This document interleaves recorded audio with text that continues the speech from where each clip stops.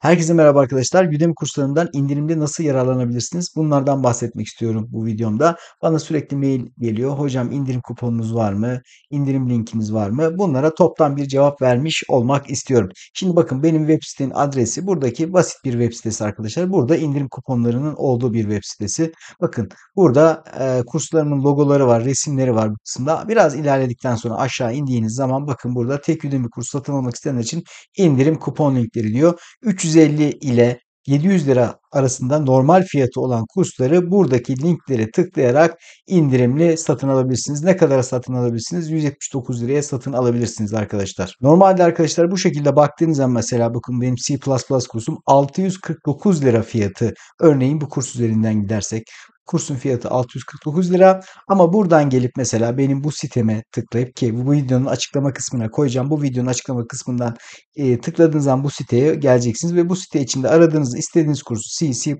Python, ChatGPT hangi kursu istiyorsanız C Sharp, SQL fark etmez. Bütün kurslarımın indirimli satış linkleri burada. Şuradan biraz aşağı geldiğiniz zaman bakın C++ kursum 649 lira normal satış fiyatı az önce gördünüz.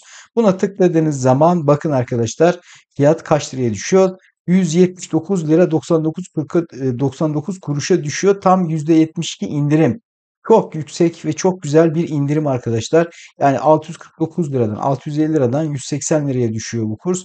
%72 indirim fırsatı size sunuyor arkadaşlar buradaki linkler. Buradaki linkleri bir incelemenizi tavsiye ederim. Burada çok sayıda kurs var arkadaşlar. İşinize yarayan bir kurs mutlaka vardır. Çok yüksek fiyatlarla satın almak yerine gerçekten indirimli fiyatta satın almış olacaksınız bu kursları. Kendinize iyi bakın. Görüşmek dileğiyle. Hoşça kalın.